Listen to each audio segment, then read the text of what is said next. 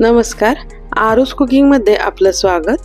आज आपण चिकन दालचा बनवणार आहोत। दालचा व्हेज सुद्धा बनवला जातो, पण आज आपण नॉन व्हेज पाहूया। त्यासाठी इथे मी घेतलेला आहे 1 किलो चिकन। थोडासा आंबट चुका म्हणजेच आंबट चुक्याची जी गड्डी असते ती छोटीच असते, त्यातली अर्धी गड्डी मी इथे वापरणार आहे। 2 टोमॅटो घेतलेले आहेत, बारीक कट करून घेतलेले आहेत हे टोमॅटो। 4 मीडियम साइजचे कांदे आपण मोठ्या आकारात कापून घेतलेले आहेत। आता जर तुम्ही हा आंबट चुका वापरणार नसाल तर तुम्ही त्याऐवजी 4 टोमॅटो इथे वापरू शकता, म्हणजेच टोमॅटोचं प्रमाण तुम्हाला आंबट चुक्याच्या जागेवर वाढवायचं आहे। आंबट चुक्याची पानं ही आंबट असतात, त्यामुळे टोमॅटो, चिंचेचा कोळ आणि आंबट चुका हे प्रमाणात घ्यायचं आहे। 1 चमचा आलं लसूणची पेस्ट इथे घेतलेली आहे। अर्धी वाटी चिंच मी भिजत ठेवली होती, त्याचा कोळ आपण काढून घ्यायचा आहे। इथे मी काही खडे मसाले सुद्धा घेतलेले आहेत। आता डाळींचे प्रमाण पाहूया। इथे मी 1 वाटी तुरीची डाळ घेतलेली आहे, अर्धी वाटी मसूरची डाळ आणि अर्धी वाटी मुगाची डाळ घेतलेली आहे।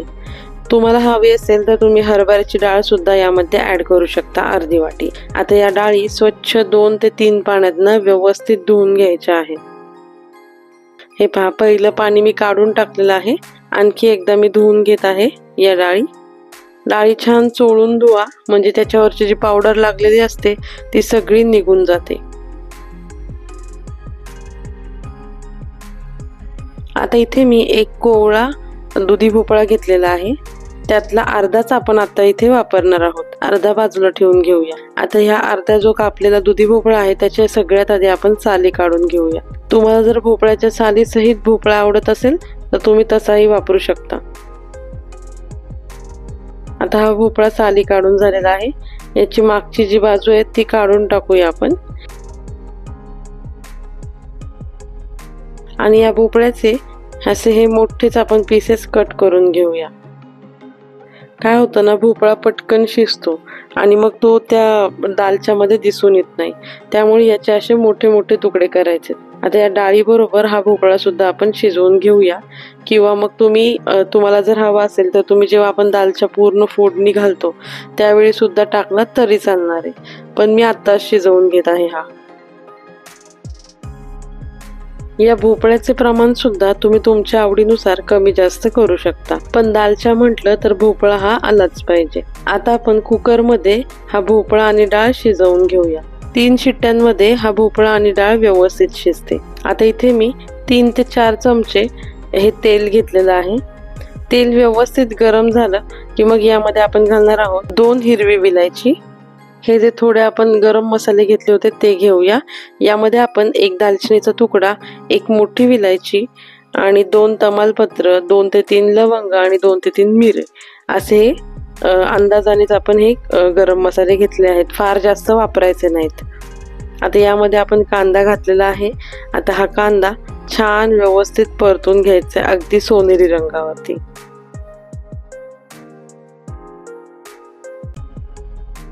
कांदा अर्धवट परतत आला की मग यामध्ये घालूया आपण 2 हिरव्या मिरचीचे तुकडे, ते सुद्धा छान परतून घेऊया यासोबत। आता हे पहा, कांदा आपला छान सोनेरी रंगावर तळून झालेला आहे आणि त्याबरोबरची हिरवी मिरची आहे ती सुद्धा व्यवस्थित तळली गेलेली आहे। आता यामध्ये आपण 1 चमचा आलं लसूणची पेस्ट घातलेली आहे, ही सुद्धा छान परतून घेऊया। आणि आता ही परतून झाली की मग आता यामध्ये आपण घालणार आहोत हा टोमॅटो। हा टोमॅटो छान सॉफ्ट होईपर्यंत मस्त परतवून घ्यायचा आहे। यावरती आपण 1-2 मिनिटांसाठी झाकण ठेवू शकतो, म्हणजे मग टोमॅटो पटकन मऊ होतो।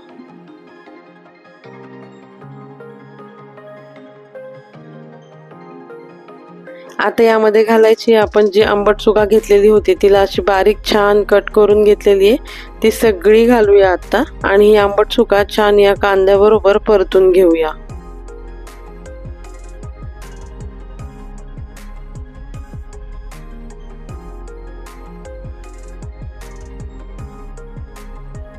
आंबट चुका परतून झाला की यामध्ये घालायचा आहे पुदिना।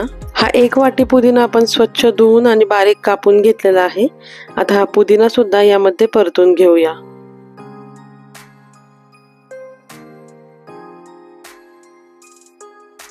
पुदिना परतून झालेला आहे। आता यामध्ये घालूया आपण 1 चमचा धने पावडर, अर्धा चमचा हळद, 1 चमचा मिरची पावडर आणि हा 1 चमचा दालचा मसाला आपण इथे घालणार आहोत. आता हे सर्व पावडर मसाले आपण परतून घेऊया. 1 चमचा गरम मसाला घालायचा यामध्ये आणि तो सुद्धा छान परतून घ्यायचा आहे. आता यामध्ये घालायचं आपण चिकन. आता हे इथं 2 लेग पीस घेतलेले आहेत मी.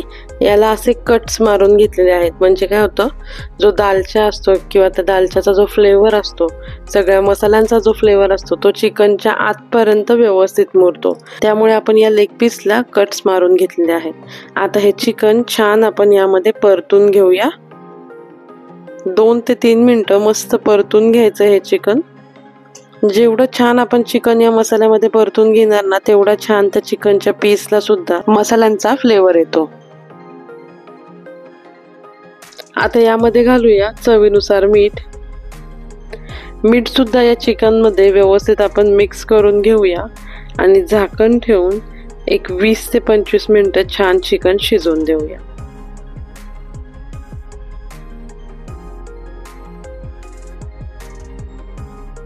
आता या दालच्या मध्ये मी इथे मेथी नाही घातलेली. ही एवढी मेथी तुम्ही व्हेज दालच्या मध्ये घालू शकता. जर तुम्हाला चिकनच्या किंवा मटनच्या दालच्या मध्ये जर आवडत असेल तर तुम्ही त्यात सुद्धा घातली तरी चालेल. आणि ही मेथी जर तुम्हाला घालायची नसेल तर तुम्ही कसुरी मेथी सुद्धा या ठिकाणी घालू शकता. आता हे पहा, चिकनला स्वतःच असं पाणी सुटलं होतं आणि त्यामध्येच आपण हे चिकन शिजवून घेतलेलं आहे. 20 मिनिटं झालेली आहेत. तुम्ही पाहू शकता चिकन अगदी मस्त शिजलेलं आहे.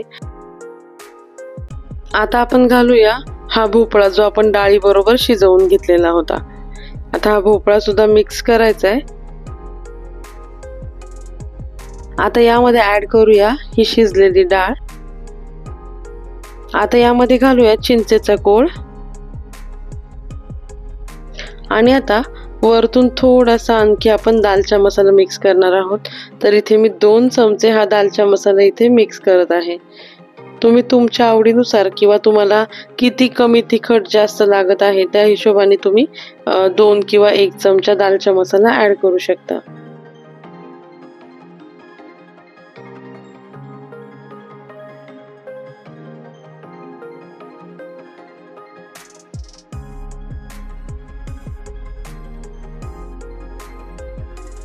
आता यामध्ये आपण जी फ्रेश मेथी मगाशी दाखवली होती ती घातली नाहीये. त्यामुळे इथे मी आता घालत आहे 1 चमचा कसुरी मेथी. ही कसुरी मेथी अशी हातावरती थोडीशी क्रश करून घालायची, म्हणजे याचा फ्लेवर आणखी छान येतो.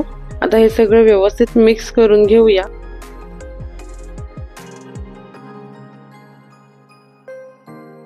हे मिक्स करून झालं की 5 मिनिटांसाठी ह्याला छान एक उकळी काढून घ्यायची आहे.